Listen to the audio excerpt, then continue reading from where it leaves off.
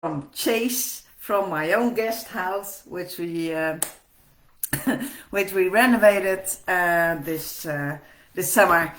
I just moved here into the guest house, so I haven't checked the sound or the background or anything else. So yeah, bear with me.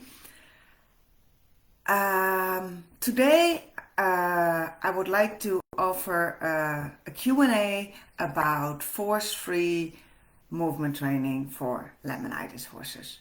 Or if your horse is overweight and you really prioritize movement and you would like to find ways to do that in a force-free way. Action needed. Internet connection.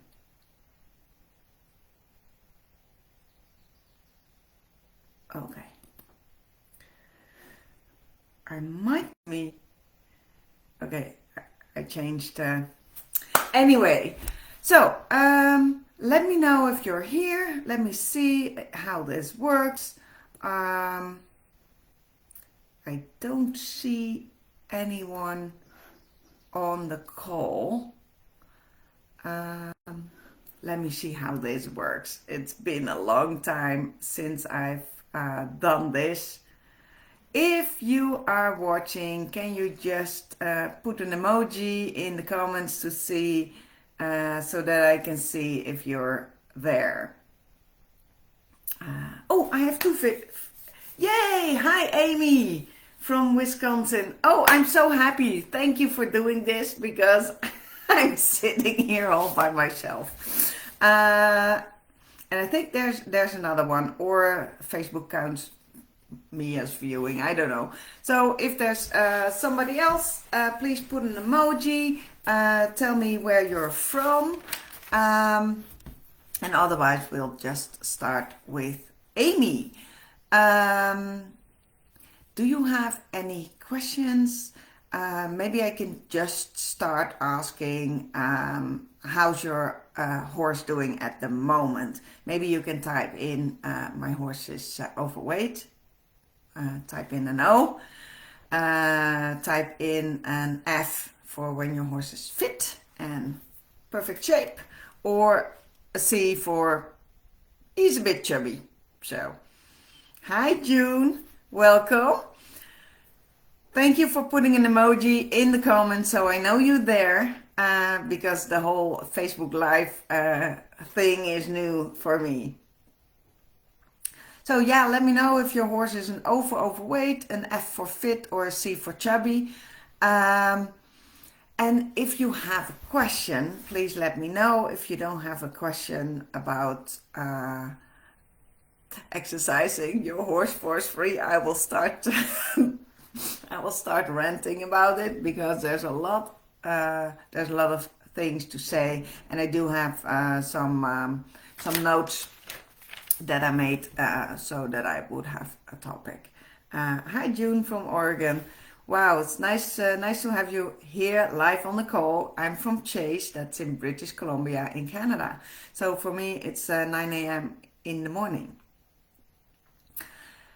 Let me know if you have questions, otherwise I will just start sharing some of my experiences, and if that sparks a question for you, type it in the comments, because this is the time that I will answer questions below. Thank you. Amy says, my horse is overweight. I just want to learn about force-free exercise. I don't know anything about it, so I don't have specific questions. Well, thank you, because I think this is fabulous, because there's a lot of people in the group that have no idea what I consider force-free and how you would start it. So for me, force-free is that you engage your horse in the whole process of training, that you ask questions. Do you like it? And if your horse says, no, I don't like it, I don't want to do this, that we as trainers, handlers, ask our horse, how can we make it better for you? when we keep asking that question to our horses, how can we make it better for you? How can we make it more pleasant for you to move? Because movement and exercise is often aversive. They don't want to do it because it's hard on the body. So force-free means that we really take in consideration how our horse is feeling about the movement, so that we can train them in a way that that they like to do it. And the more we do that, the more motivated and easier it is to motivate our horses. So the more it becomes a win-win. Our horse is cooperative, our horse is willing to do it, our horse is motivated to work with us, which keeps us motivated. I don't know about anyone who is listening or watching the replay, but when I forced my horse to exercise, she became really angry. She was not happy about it. And if my horse is not happy, I'm not happy. So force-free training is, I use positive reinforcement training. So instead of negative reinforcement training, negative reinforcement means, negative in science means subtracting, so taking something away. So that's often pressure release, because you're taking away the aversive that you're applying to your horse so that he will move. Positive reinforcement, it's you're adding something that your horse loves to work for. But this is a big difference. You can only add it after your horse has offered some desired behaviors. So the biggest struggle is, how can you entice your horse to offer forward movement so that you can reward it and reinforce and strengthen that behavior, so your horse learns, oh, if I do more forward movement, I get more of what I want. And I use with food reinforcers because they are super easy and highly motivating, especially for overweight horses. June says, my minis need to lose some weight, but gaining more with clicker training. Unfortunately, need more exercise methods. I totally get you. I had like a 14.2 hands high horse before, which is huge in comparison with Sean and Odin, who are minis. I haven't measured them. I think they're maybe 5 feet. I don't know. About 100 centimeters, 90, 100 centimeters. So I have 2 minis too. Tell me in the comments, June, are you an experienced clicker trainer? Yes or no? Just with experience, I mean, have you trained behavior before? Just yes or no, and then I'll answer that. But yesterday I wrote a blog about 5 tips for clicker trainers. If you're worried about using too much treat, or if you're worried about feeding them more calories than they burn off. So first of all, when you have minis, you can, when I just got my minis, I was used to feeding pretty handfuls of food every click. So I cannot do that with minis, because in comparison, a handful of treats is a lot of calories for a small, tiny horse. So I started to do less and less treats. So I use tiny grass pellets. So sometimes I just give 2 or 3 pellets. As long as it's reinforcing, as long as you get more behavior, that's the feedback from your horse, he's okay with that. So that's one. The second thing that I described, what I'm doing now, is I take the food that I use in training from their daily diet. So with clicker training, I'm not adding more food. So I'm just changing how they get the food. Do they get it freely? Or do they have to work for it? So you can just take amounts of food, whatever you're feeding them, and then use that in training, or subtract the calories that you're using in training from their daily ration. I just started in February, so you're fairly new to it. So this is one of the things. You don't need to feed a lot, especially with overweight horses who are very food oriented. They will work for a little amount of food. I have to add that you have to have a high rate of reinforcement. So your training sessions in the beginning will be short, and a high rate of reinforcement that you click often. So maybe they're getting like 2 or 3 pellets each time you click, but you click a lot of times. You can click like 30 times in a minute for the first session, and then all the food is gone, so your session is gone.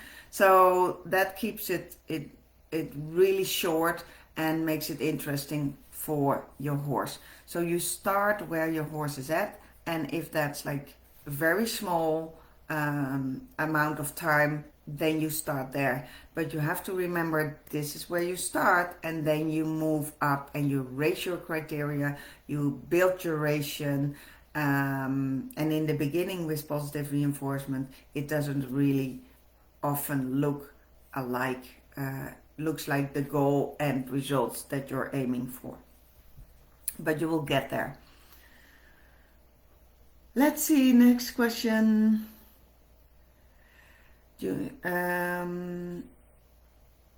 Have an experienced clicker trainer help me, and also doing Shauna Koresh podcast. Well, that's awesome. I'm so happy to hear that, because first of all, it's still not very easy to find an experienced clicker trainer in your neighborhood area, I should say. So that makes me very happy, and I love Shauna Koresh. I really love her. I've done a clinic with her with my previous horse, with Kira, who is also in the group, my Laminitis horse, and it was fantastic. I really love her. So yeah, that's a good thing to do. So, are there any more questions?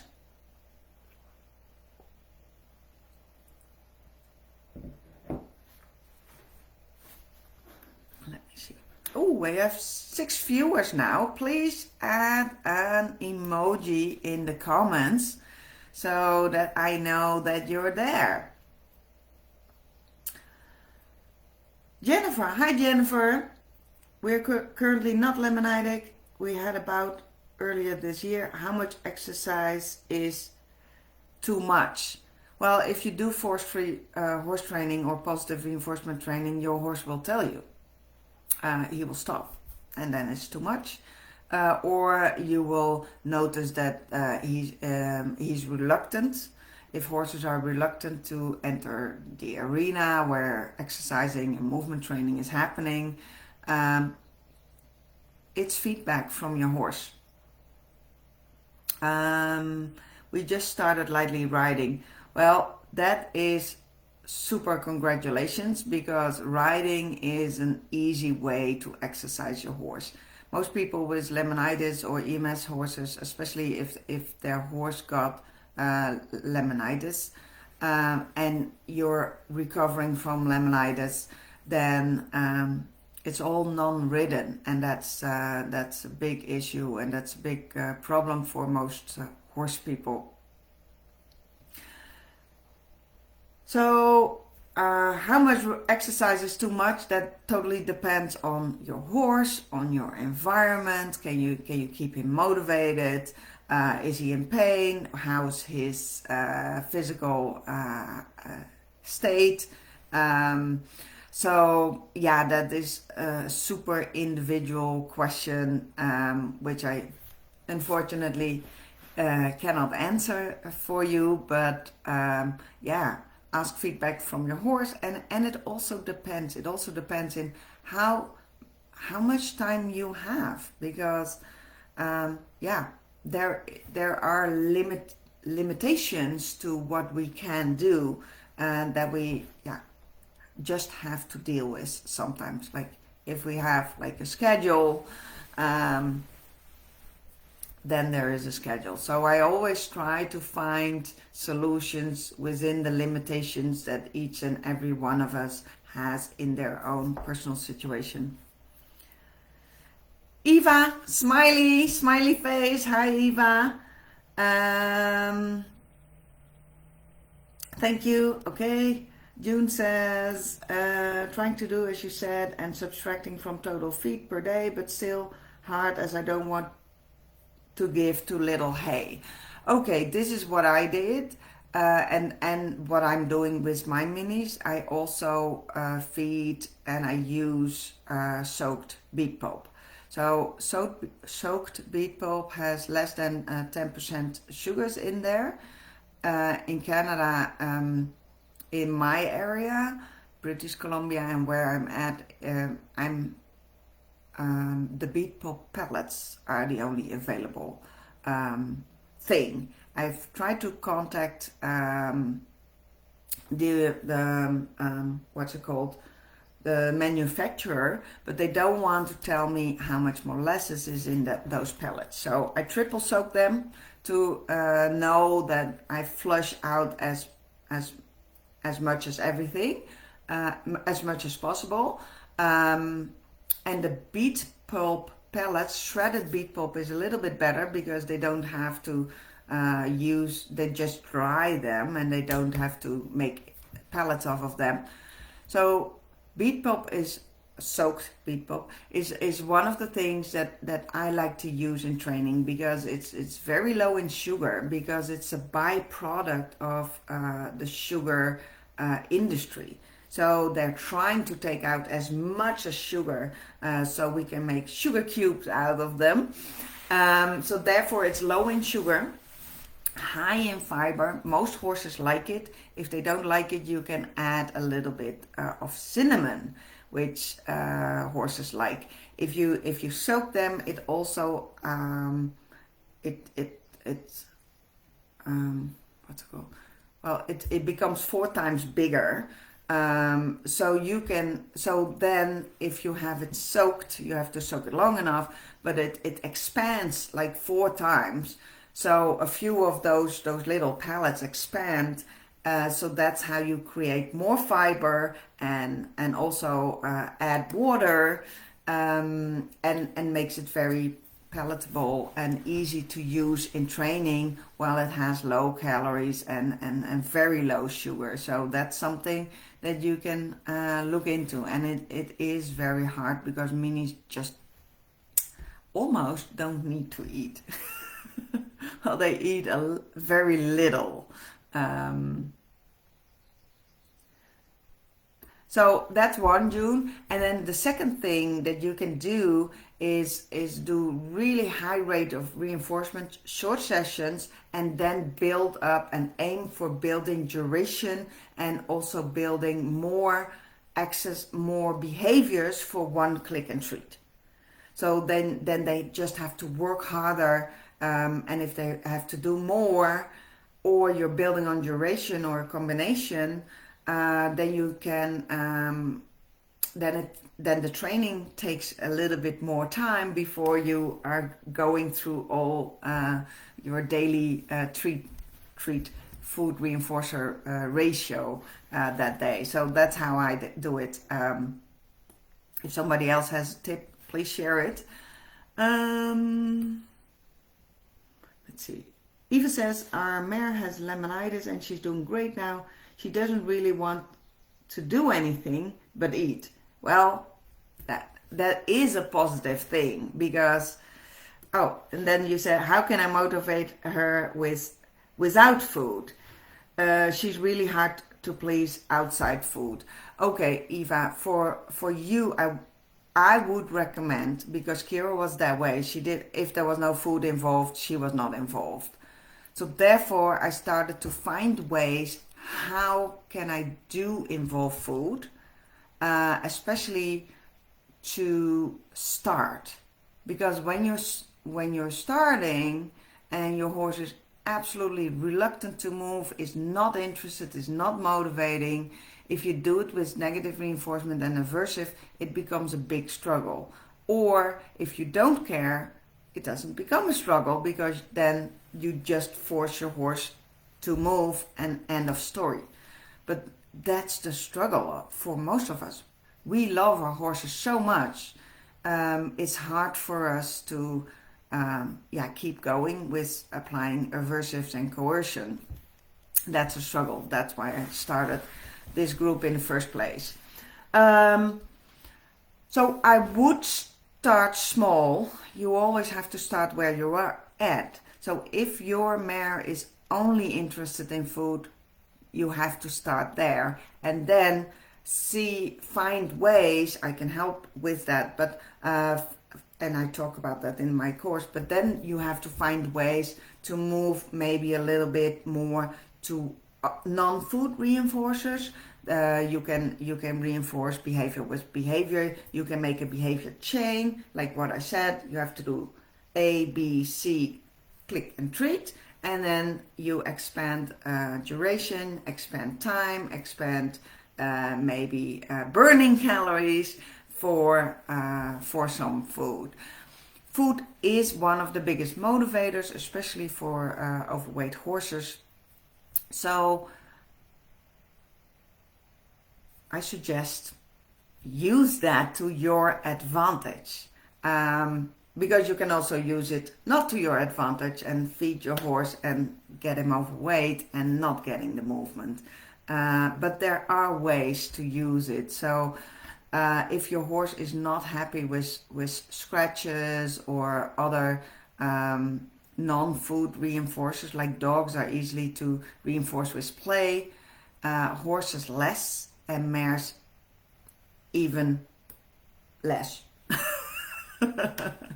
So, but there is a way, Eva, to find ways to find non-food reinforcers, but that's a process to see how you can find them in your situation and tailor them to your individual to the individual needs of your mare.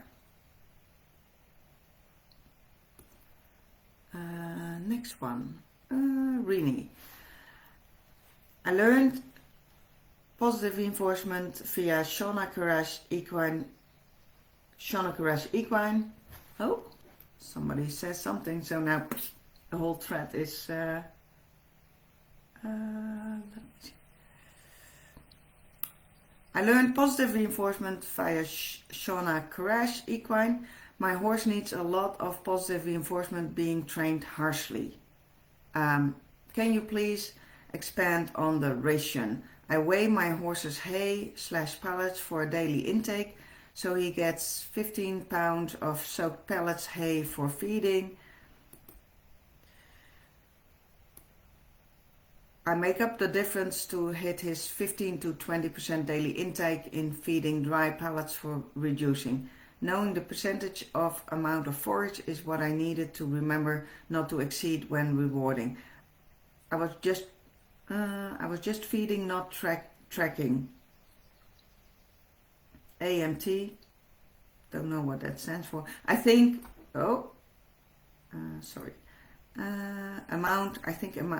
I was not tracking amount. I think this is where he blew up, not being worked. Can you expand on the ration? The ration in training or the ration for each individual horse? I try to stay away from advice about nutrition. When Kira had laminitis, I deep dove into that, but then when she recovered from that, there's so much more knowledge that is available now. Lately, my expertise is positive reinforcement horse training. So if you want to know something about that, I can talk for hours. About the amounts and durations, I found a really good resource. Her name is Alicia Edwards. If you go find my YouTube channel, I've done an interview with her. She's specialized in nutrition and holistic, helping horses recover from EMS and laminitis. I find her very, very, very knowledgeable. I spoke to her personally a few times. I did the interview with her. She knows a lot about nutrition. So unfortunately, yeah, it's hard for me to say anything about that for your horse. So yeah, sorry, can't answer that. Having set up cones for him and exercising this way, going in and out and walking alongside, but just at walk. Haven't mastered a trot. Can I click but reward after he's walked quite a bit of ways, as not to interrupt the momentum? Otherwise we're always stopping as he stops to get the treat. Yes, June, this is a common struggle, and this is how it is at first. Every time you click, you feed the horse, I recommend stopping. First of all, that's what overweight horses want. They want to rest, they want to stand still, so that is reinforcing for them. And secondly, it keeps you safe. When you know your horse, you could even feed walking. That's one thing that I started to do, just feeding as you go. So that would be another option. In the beginning, the thing with positive reinforcement, this is where it's very, very difficult. When your horse is offering like forward movement and like one pace, and he's going and he's going and he's going, you want to click and reinforce that behavior. So you know your horse, so you will know, like, if he will keep on doing this for 1 minute, or maybe you're counting the steps, 10 steps, 20 steps, whatever, start doing that, or just checking the time, like, okay, and then you know when he's going to slow down. You want to click and reinforce before he slows down, because otherwise you're clicking and reinforcing for slowing down. You might not notice, but the horses do. So if he's in a really fast pace at first, don't be afraid to stop or click, stop, treat, going, because that's what the horse remembered. Oh, I was doing this brisk walk and then I got a reward. Oh, I'm not getting a reward, let's offer more. So that's how you build it up.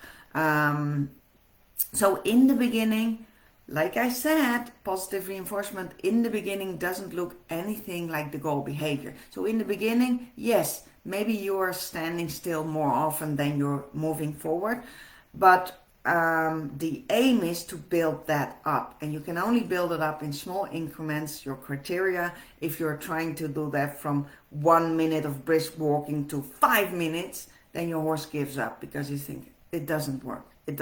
So then they quit, and then it's even more hard to start motivating them again. But if you give your horse the confidence, oh, you do more, oh, it works. Do more, oh, it works. Do more, oh, it works. And you slowly increase your criteria of duration, of pace, and so on. Then your horse gets confident, but your horse gets also motivated, because he knows he can count on you and your appetitives. So, and then when he's offering more, you can offer less clicks, and you can add a cue on it. And if he slows down, you just cue him, and remember, like, no, you remember, this is what we practice. The walk is this brisk tempo and speed.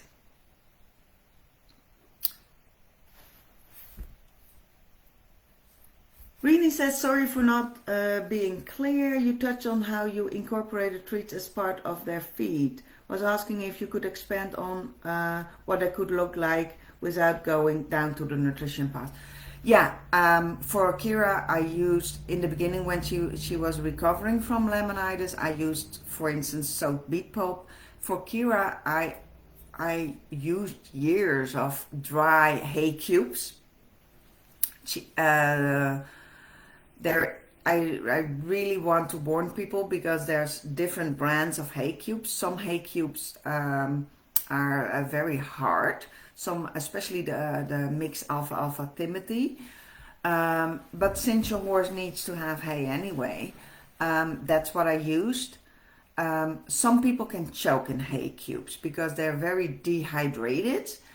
So they always get thirsty after training, so you have to keep that in mind. But hay cubes, some of them are this big, and you can just make little things of that, out of that. You just break them apart, so you have smaller amounts, and then you can also add like a handful or half a handful of grass pellets or something in that.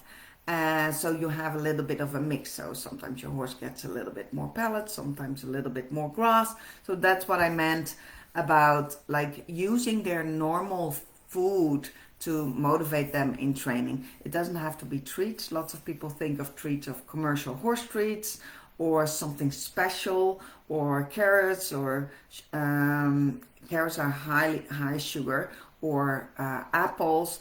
But that's absolutely no need to have special treats for that, because those contain lots of sugar and calories, and so that's what I meant. You can just use their normal what you're feeding them, but then let them work for it.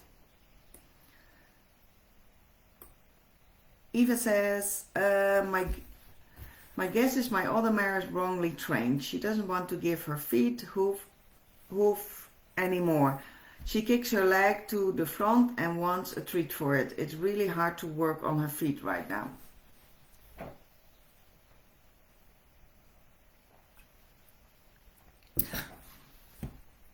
It's a whole other question. I do have a course about lifting feet for cleaning and trimming. Unfortunately, I changed my website, so at this point it's not available anymore. I can make it available for you individually if you have interest. It's 49 Canadian dollars. But in that course I talk about like what do you do if your horse pulls their leg back or leans into it. I also have a video. I'll make a note about that.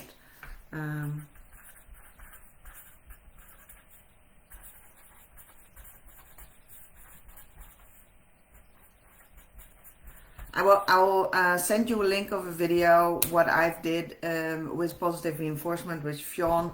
Fionn was rearing. He's a mini, so he was just probably manhandled and forced into it. And the more positive reinforcement I do, the more they speak up, and the more I discover where their pain points are. One of them was cleaning and trimming their feet. He was pulling back. He was kicking. He was not kicking me, but he was clearly warning me. He was leaning into it, and so on. So yes, you can use positive reinforcement to train your horse to lift up their feet, because that's the point. You teach them to lift up their own feet. So if they lift it up their own, they don't lean into it, they don't kick, because they can choose to lift it or not, so there's no need for kicking. They are in more control, and the more control they have over their own bodies and the more choices they have over their own bodies, the more confident they will become, and the less need there is to kick or struggle or not cooperate.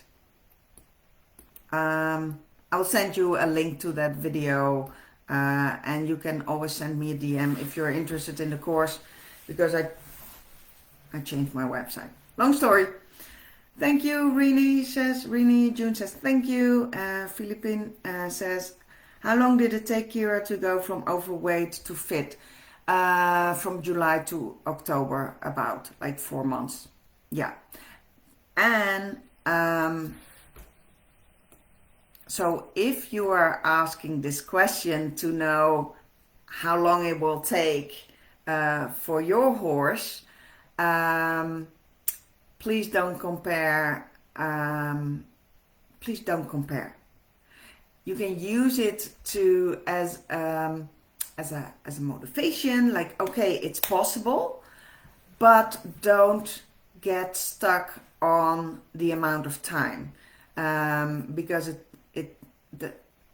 it depends how long it takes to get a fat horse, turn him into a fit horse, because it just is like, what is his health? Is he insulin resistant? Is there a metabolic syndrome going on? Is there a disease? Is he completely healthy?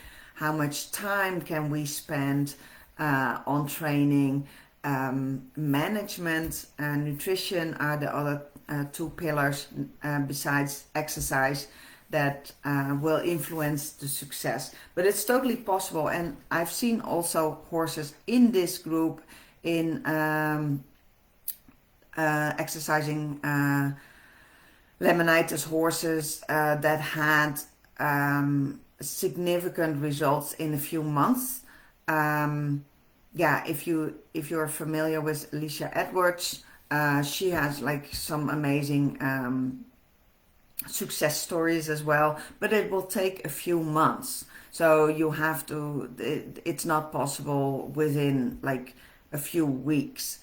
The advice that I got from traditional vet, and I honor their advice, because as a vet they see all the things that can go wrong, because that's their reality. They see horses in excruciating pain, they see overweight horses, they see they have to euthanize horses, they see the bad stuff. So when I got from my vet the advice to put her on a diet, which is like the usual Laminitis diet, which is basically a crash diet. I believe that you can like slim horses down in a fast way. I personally, and this is just my personal opinion, I'm not a vet. I'm not recommending anybody following what I did with Kira, but I chose to let her slim down a little bit slower. It was possible because she was recovering from Laminitis. That part was going well. So therefore I decided I had to offer a little bit more forage than I was advised to give her, because she went from 24 hours, like 16 hours in the pasture, the 8 hours in her stall. She had hay nets and slow feeders, so she had like 20 hours of forage available. And then the crash diet, she gobbled it up in an hour or two for the whole day. So that meant that she was 22 hours without forage. So she started pacing, she started wood chewing. There's a lot of things that I did, like food wise, but I won't go into the nutrition part, because like what I said, I'm not an equine nutritionist, I'm not a vet. It's totally possible, if you keep at it, to absolutely see results. And the best way to see results is to track your results. like measuring your horse, weighing your horse, making pictures of your horse at the from the same side, like the front, the back, and the side, and compare those pictures every week to see, like, is it going up, is it going down? In a few months, days are or in a few months, like what, next month, days are getting shorter, so their coats are getting longer, so they might look fluffier. So therefore, like, using a measuring tape is one of the things that I absolutely recommend, because when you track your training, you can simply compare your results, because our memories are not accurate. Sorry. Mine isn't, but I know that's a general thing.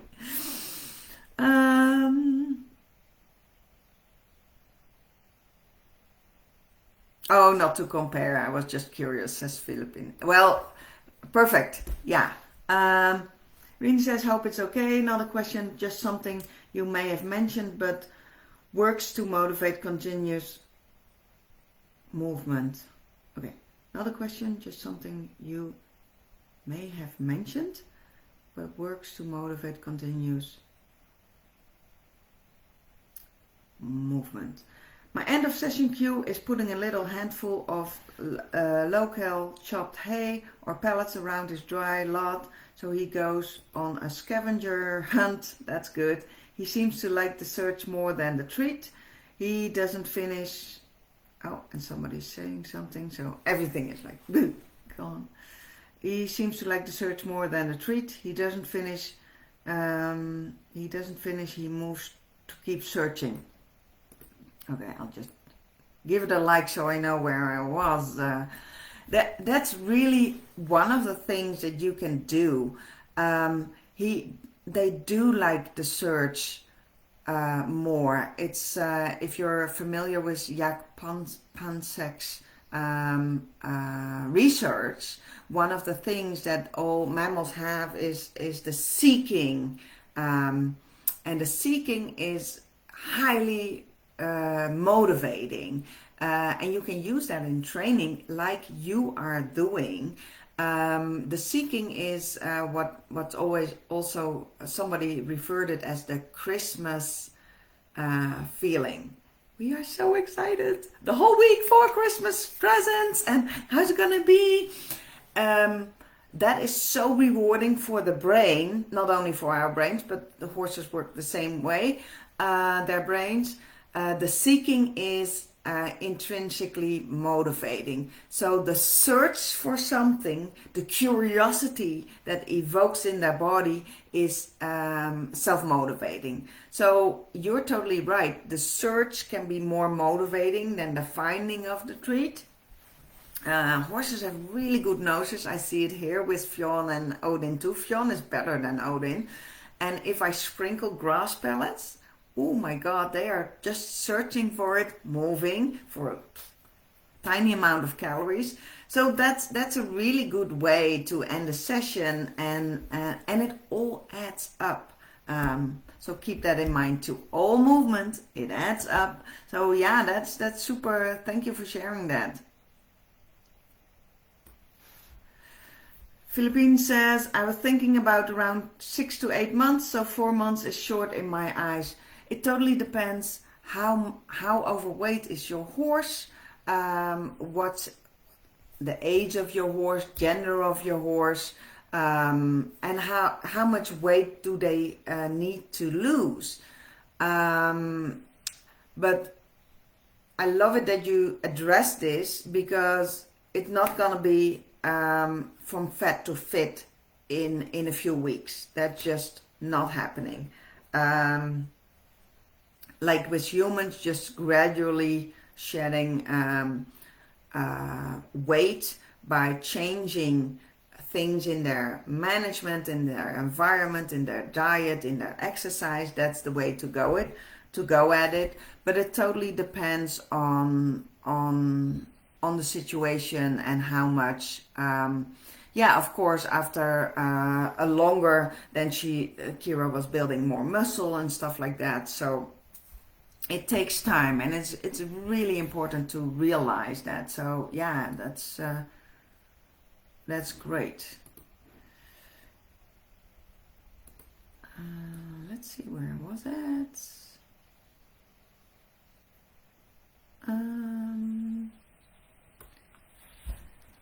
June says, can my minis realistically lose weight while they're still in the learning phase of movement, where we are keeping our sessions short and mostly walking? When he offers a trot, I click at trot, but then of course he stops.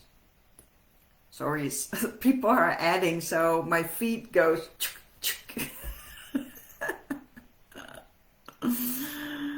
Maybe do this on Zoom next time. I click at trot, but then of course he stops and gets his pellets. I think I understand what you're saying, but it's hard to balance everything in the interim. Yes, it is hard. It's just hard.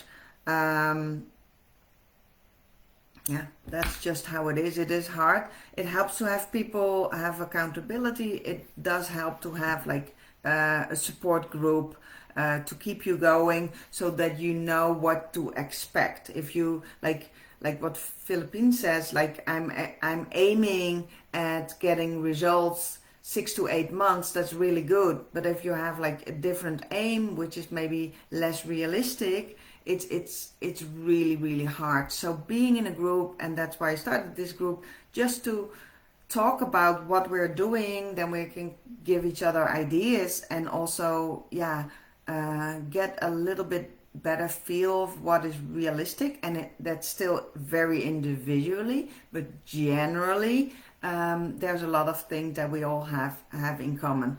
So yeah, for you it's finding ways so you can build up your training, and that's what I teach in the course, building up training and duration, so that you click less, they burn off more calories than that they take in, not only in training but also over the day in general. So finding things. Somebody in the group said that she was from Aruba and she would swim with her horse. That's something that your environment offers. So trying to find the things that work in your environment, that's what I help people with. Because when your horse is laminitis and you're in overwhelm, you can't see it. But yeah, in the beginning it is super hard. It's just Filipina says, I don't know if you're familiar with scent training for horses. It's coming.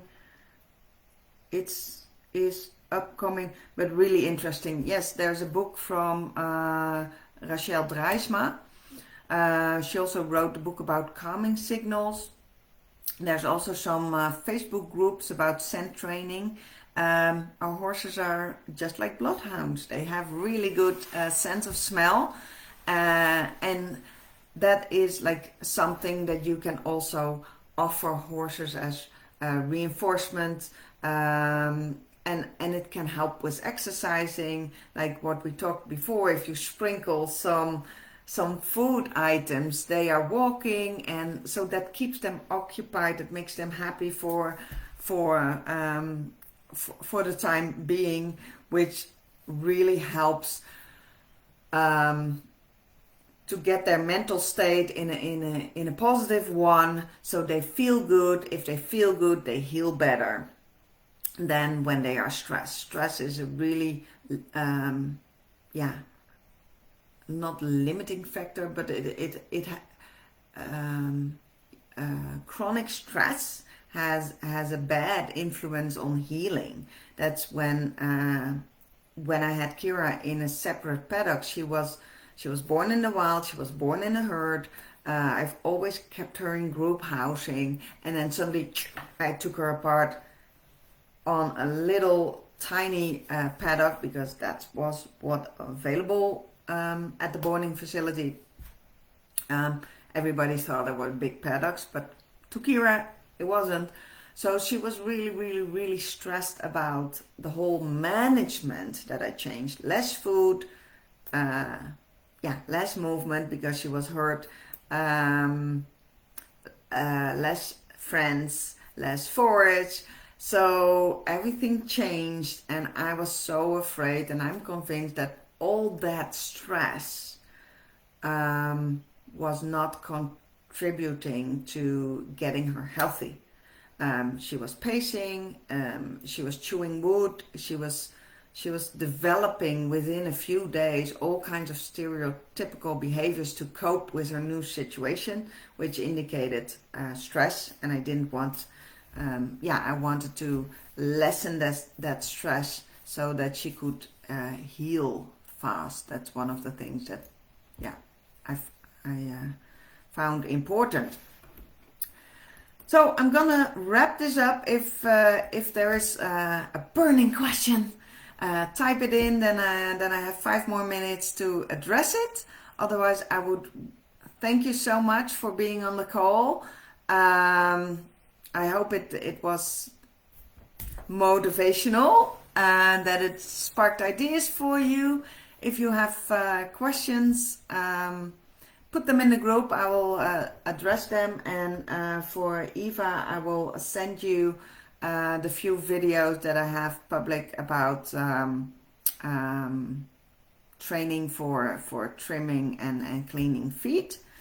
And otherwise, we will just keep the aim at exercising our Laminitis horses. Thank you so much, and I wish you all happy horse training. Bye bye.